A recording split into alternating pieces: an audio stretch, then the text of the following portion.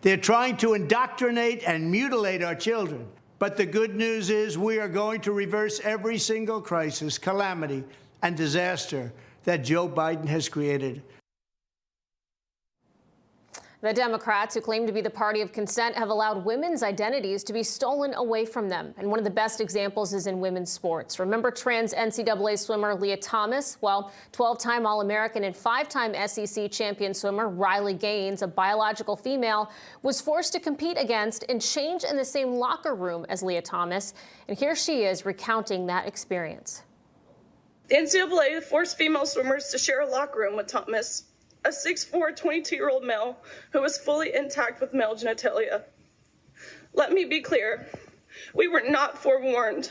We were not asked for our consent, and we did not give our consent. If nothing else, I hope you can truly see how this is a violation of our privacy and how some of us have felt uncomfortable, awkward, embarrassed, and even traumatized by this experience. So much for being the party of consent. Former NCAA swimmer Riley Gaines joins me now. Riley, welcome to the program. Thank you so much for being with us tonight. Hi, of course. Thank you so much. Hey, first off, I'm so sorry that the NCAA put you through that. I know in an interview this week discussing your experience and your advocacy, you said, quote, it's almost as if these large organizations are encouraging it to happen. Of these biological females who identify as female, the sharing their locker rooms with female athletes, why do you think they're pushing this? I think there's a bigger plan here. As we're watching this unfold, we're seeing now that this is larger than just sports. Look at what's happening in women's prisons. Look at what's happening, of course, within the education system to what they're teaching these children who don't even know their ABCs. This is bigger than just taking opportunities away from women. They're trying to eradicate women systemically as a whole. And, Riley, I understand that your plan now is to pursue a career in dentistry. I actually wanted to go that path myself at one time. But you're putting your dental school plans on hold to advocate for these female athletes, which I so admire. And I'm sure there are so many that are afraid to speak out in the way that you have. And I'm curious, what are some of the conversations like behind closed doors? I mean, how do most of your fellow female athletes feel about what's happening in sports and in locker rooms? I mean, truthfully, of the conversations I've had, it's more than 95% of people agree with me, agree with my stance that, of course, it's unfair. Men have biological advantages when it comes to something that requires sheer athleticism. They're worried about their safety in contact sports. And, of course, the privacy piece of locker rooms. 95% of people, if not more, agree with me, but they're emotionally blackmailed into silence.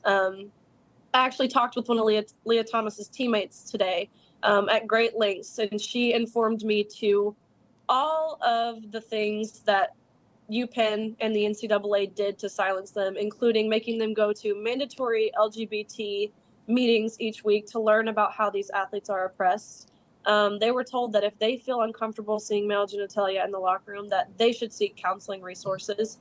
And so they were thought to be the ones in the wrong for being uncomfortable in that space, in that changing space where you're meant to be vulnerable. So the amount of people who fear retaliation is mind-blowing.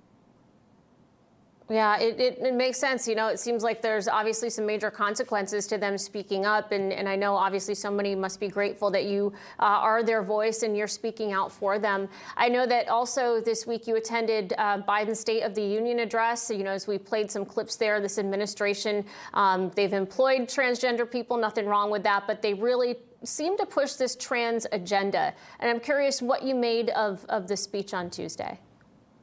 Well, I was hoping for more of an acknowledgement to what's being pushed, what's actually being said in schools, what's actually happening to women's sports. But of course, the only thing Biden really addressed in regards to the trans community is he wants them to live a life of safety and dignity, which, we can all agree on. I think everyone should be able to live safely. And like you said, express yourself how you want to. But when you're coming into our locker rooms, exposing yourself as a male, that's too far past the point of just expressing your self-identity. this is at the expense of other female athletes who have worked so hard and dedicated so much to get to that moment.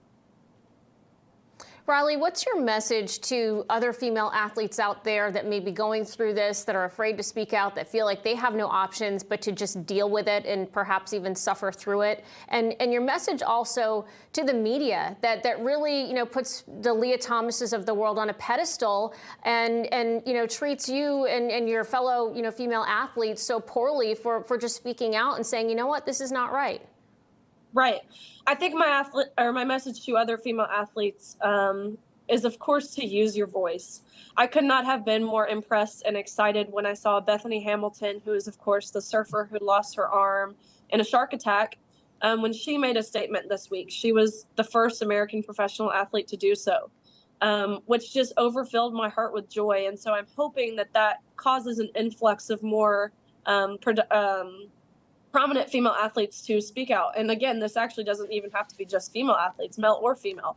But my message to these media outlets who are kind of encouraging the Lia Thomases of the world, I sit back and can look at this now and see how egotistical and self-centered and just the lack of self-awareness someone like Lia Thomas and these media outlets have. Yes, they're able to express themselves and they're validating their own identity, but at the expense of what?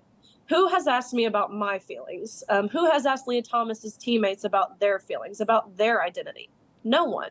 We're sacrificing so much for the minority. Again, at the expense of the majority and the overwhelming majority at that. Well, Riley Gaines, well said. And you're just an incredible young woman, a hero to many, no doubt, and appreciate the work that you're doing and for being with us tonight. Thank you so much. I appreciate it.